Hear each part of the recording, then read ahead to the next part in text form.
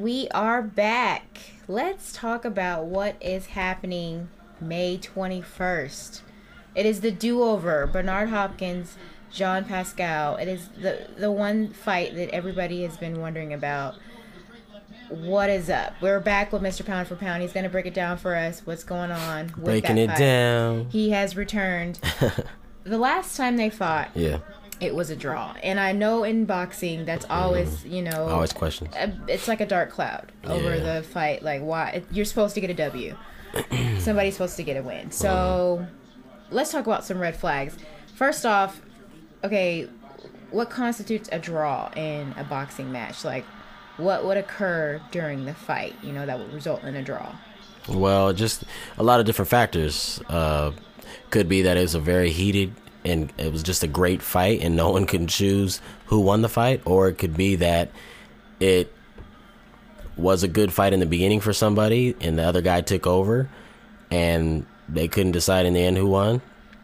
It could be because of geographical reasons, where the fight was taking place. It could be... Well, according to Hopkins, somebody got robbed. Of course, according to Hopkins. And I personally feel he got robbed, too. I felt that Hopkins won the first fight. Well, based on their last fight, it was December 2010. First, didn't they fight in Canada? That was a red flag right there. Right. A lot of people were like, okay, no, that's not. It's kind of one-sided because Pascal is from Canada. The fight on May 21st will be in Canada as well. Again, a red flag. Fingers crossed for what the result will be in that.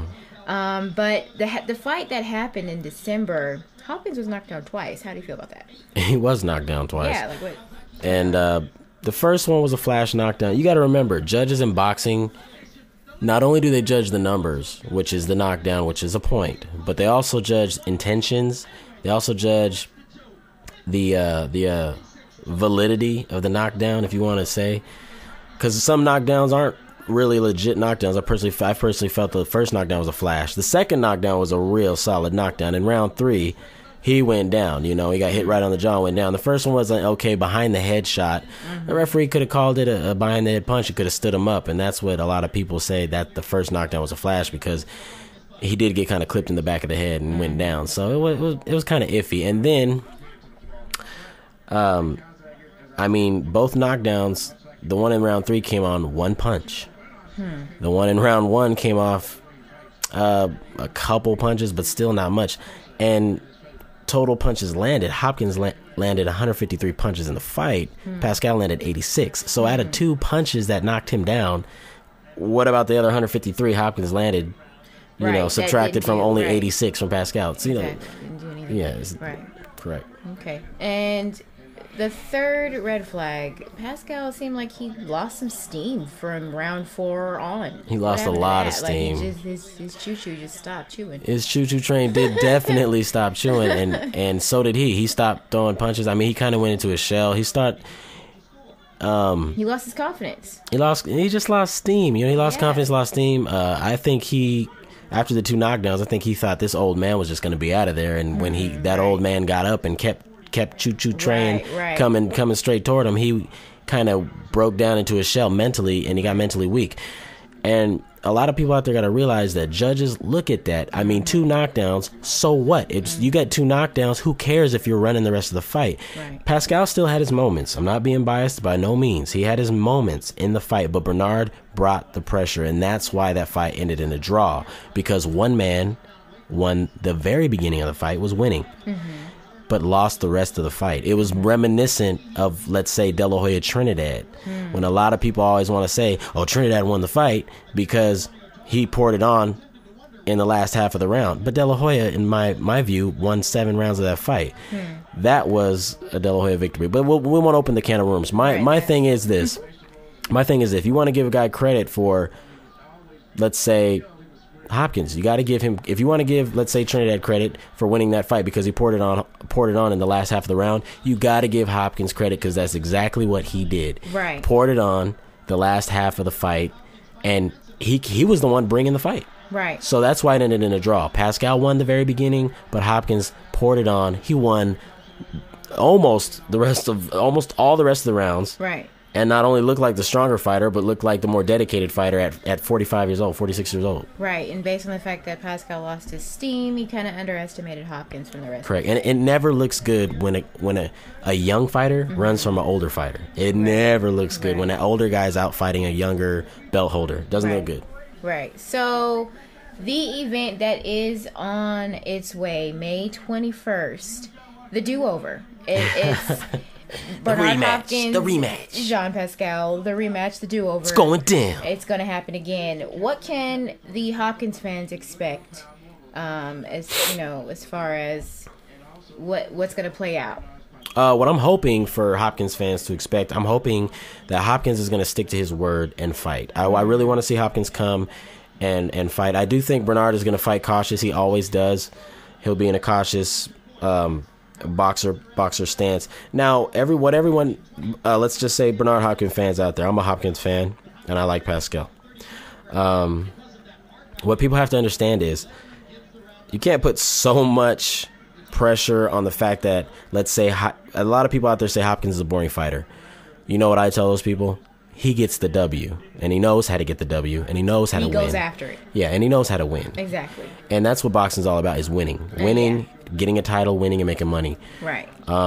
He knows how to win. So, boring or not, he does what he has to do, and people have to take into consideration, 46 years old. Mm-hmm. He can't go out there and slug it out. Mm-hmm. He has to go out there and do what his body can allow him to do at that age, and still honor the sport of boxing. And still honor the sport of boxing. Right. And he's doing it. So, Right.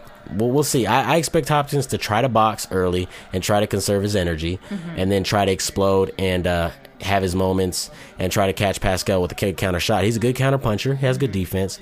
He'll play the smart game. Bernard is a very, very intelligent fighter, and he plays boxing very good. Right. He's a student. That's why he's been in the That's game why for he's so still long. correct. That's why he's still around. Right. Now, what about Pascal fans? What can they expect? Jean. Sorry. Pascal fans can expect pretty much what I'm going to expect, which is you got the young, hungry fighter. He's young, and I'm young, and we all know young guys, we got attitudes, and our egos are a lot bigger than the older men. We're out there to get it. We're out there, yeah. So, we're a lot more fiery than older men also. So I expect Pascal to come out there and try to get it. I expect him to take it to Hopkins. He's stronger, he's younger, he's faster. He's going to come out and try to prove Bernard wrong about everything Bernard's been saying about how he fights and that he was scared in the latter half. He's going to come out and try to prove himself. I think he's going to come out and like I said, Hopkins is going to box. I think Pascal's going to come out and try to brawl a little bit. I think he's going to try to mix it up. He's got the confidence in knowing that he can knock Hopkins down. He did it twice. He has that confidence. So if he can take that confidence into the ring and just bring it to Hopkins, he'll give Hopkins some problems. Now, but here's the thing. He cannot fade. Mm-hmm. And he has to keep that fire. Exactly. Correct. He can't lose steam. Right. He can't fade. He can't go out there, do a couple good things in 1 or 2, 3, 4 rounds, and then expect to get another draw. I don't think the judges are going to respect him this time. I don't think the crowd will. I don't think boxing itself will let him slide by like they did with that draw in the first fight. Right. This time, the first fight plays out again like it in the if the second fight plays out like the first. This time it will be a Hopkins victory if it plays out that way. If not, but if Pascal comes to get it, which I think he should, and he can continue that momentum. Hey, all praise too. You'll get the victory. But if you don't and you do fade, you will lose another. I mean, you didn't lose, but you will lose this fight, as I thought you should have lost the first, to Bernard Hopkins. Right. Keep that fire and blaze through all 12 rounds. Correct. Now, what about the possibility of another draw? Like, how many red flags would that raise? Would it be do-over number 2, or would it be worth it? I wouldn't want to watch it. Yeah. If there's a second draw, move on to other things. Of course, second draw. And how I don't often see it does happening. that happen? It happens. Yeah. I can't remember the last time I've seen anything happen. Theater unexpected, but I haven't seen that happen in a while. But that's just a hard one. I wouldn't want to see it. A good question. The horse is dead. It's dead. We got to walk away. Good question. I don't think it would happen. I don't think it would happen because usually after a draw and controversy, judges are automatically going to lean to giving someone the decision on the next fight because they don't want to go through the controversy and the draw again. Right. But unless promoters and people feel that they can build this fight into a third fight that could be a big pay-per-view event, make money, you might. But I don't see a draw happening. Right. No, I don't see it. Right. Now, I caught a glimpse of the Max Kellerman face-off. It looked like there was a little bit of heat. Oh, a lot of heat. Hopkins was, all about the W, and he was calling Pascal out, saying that he wasn't about the W, and that's what boxing's about. You don't just go in just for a little mediocre result. You go in for all the glory, not some of it. Correct. What are your reactions to that face-off? Because it was a little heated. There's a lot of table banging. There's a lot of that going on. It was a funny one. I liked it. I loved it. Actually, I want to see the fight even more because there is passion in both fighters. I mean, these guys want to get at each other. Right. They don't like each other. But yeah, the fire is there in both of them. There's hate. Bernard's there to say, hey, I'm an old man, but I'm here. I'm a legend. Right. You're a young pup trying to be a legend. You're trying to be where I'm at. So let's see what's up. And Pascal's sitting there saying like, hey, respect me. I'm younger than you. I'm not a legend yet, but can I get my respect? So those two views clashing, it's gonna be great. I love it. I love the face off. It was great. Max Kellerman, I feel bad for him because he could barely ask any questions. But yeah, he was just sitting there hoping not, it didn't get too heated where he'd be caught in the middle of the fire. But so. What's the result? What's the prediction here? Hopkins, Pascal, the do-over. I'll give you my prediction. What's the result? I'll give you the result. I think it's in Canada again. Ugh, okay, whatever. You say red flag, and where the fight is over there where the red flag is. Red and white. I say this is what I think. I'll give you a sort of a double prediction, but then I'll give you a solid prediction. I usually always go with my gut, which isn't the best thing.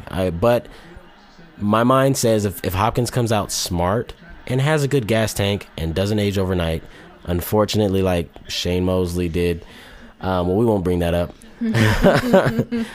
I believe Bernard could pull off an upset and outbox Pascal and outscrap him and get him tired again because I honestly don't think Pascal's that mentally tough. But on the flip side of that, Pascal, if he brings his youth into the ring, he brings his strengths. It keeps the fire going. Keeps the fire. Burn Hopkins a little bit. He should logically, and from a logical standpoint, using your brain, you look at the numbers, youth, speed, power, he should logically beat Hopkins. But if he doesn't have the intangibles, which is strength, heart, he can't beat a legend like Bernard Hopkins, a tough legend like Bernard Hopkins. So I'm going to roll with Hopkins on this one. I think he's the tougher guy mentally. I'm 46 years old. I want to see him do this. I want to see him make history. I want to watch mystery. The oldest, right? Correct. I want to see history in the making. I'm rooting for Hopkins, actually. I want to see him win this fight. I like John Pascal. If he wins the fight, great. But I personally think Hopkins is going to play it safe in the beginning. Box. He's going to pick and choose his spots when he wants to box and brawl. He's going to tie up. He's going to do his dirty maneuvers, doing the veteran moves that it takes to win from the olden days. It takes to make a legend. The golden days. Right. I mean, there's a lot of things in the ring you can do to win fights. Right. With the W is most important, and Bernard was right about that. Right. I see Bernard Hopkins taking the victory decision. Right. Very good. Well, you heard it there, folks, from the mouth of Mr. Pound for Pound. Pound for pound. On that musical note, we are signing off. Remember, May 21st. It's going down. Pascal. Going down. The do-over. Going down. Until then, folks. Peace, love, and boxing gloves.